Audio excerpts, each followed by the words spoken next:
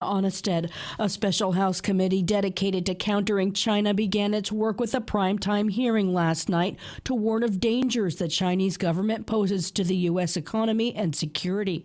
It's part of a surge in China-related actions on Capitol Hill, all coming amidst worries over Chinese spy balloons, tensions in the Taiwan Straits, and concerns about China's potential role in Russia's invasion of Ukraine. Christopher Martinez reports. Republican Michael McCall is chair of the House Foreign Affairs Committee.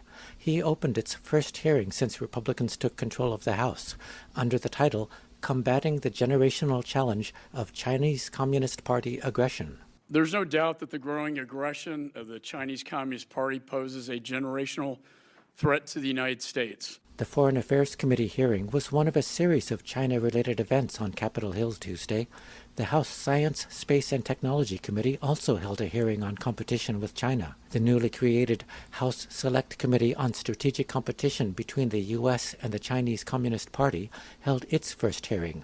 And in the House Financial Services Committee, lawmakers approved a package of 10 bills, including the Protect Taiwan Act and the China Financial Threat Mitigation Act of 2023, all passing by either unanimous or overwhelmingly bipartisan margins. Though Democrats and Republicans both spoke of the need for bipartisanship, there were still some differences. At least a difference of emphasis came in the financial services hearing.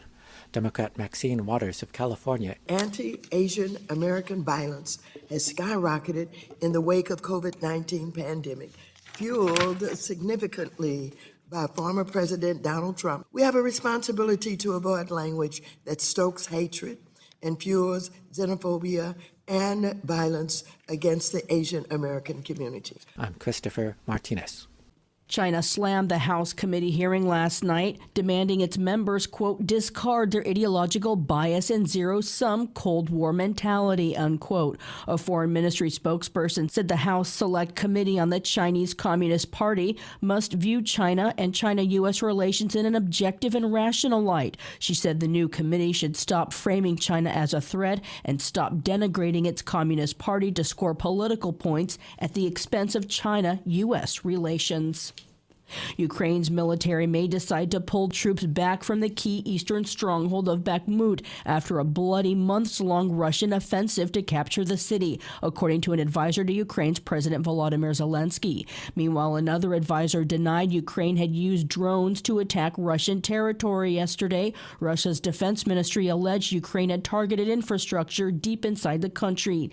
Meanwhile, NATO's head Jens Stoltenberg yesterday said Ukraine will someday join the Western military alliance. NATO allies have agreed that Ukraine will become a member of our alliance, but at the same time that is a long-term perspective. What is the issue now is to ensure that Ukraine prevail as a sovereign independent nation, and that therefore we need to support Ukraine. Ukraine's potential membership was a focal point of Russia's invasion a year ago. In the U.S., millions who hope to benefit from the Biden administration's student debt forgiveness program may have those hopes dashed as conservatives who dominate the Supreme Court appeared skeptical of the president's authority to forgive up to $20,000 of student debt. The court held a 3-hour hearing on 2 challenges to the program. Eileen Alfandari reports. To cancel student loan debt, the Biden administration relied on the HEROES Act. The acronym stands for the Higher Education Relief Opportunities for Students. Now extended, it allows the Secretary of Education to waive or modify the terms of federal student loans as necessary in connection with a national emergency. Chief Justice Roberts indicated the administration may have overstepped the bounds of what is permissible by canceling up to $20,000 of student loan debt per person. We're talking about $500 billion and 43 million Americans. How does that fit under the normal understanding of modifying? Proligar said the reading of the original statute would allow elimination of student debt. Americans have struggled to pay rent, utilities, food, and many have been unable to pay their debts.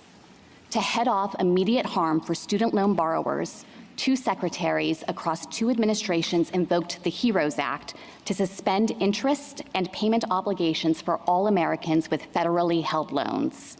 But if that forbearance ends without further relief, it's undisputed that defaults and delinquencies will surge above pre-pandemic levels. The administration says 26 million people have applied to have up to $20,000 in federal student loans forgiven under the plan. The Supreme Court is expected to issue its ruling in June. I'm Eileen Alfandary, and today marks the 8th anniversary of the war in Yemen, which has killed hundreds of thousands of people and has been called the world's worst humanitarian crisis. I'm Christina Onnested reporting for Pacifica Radio.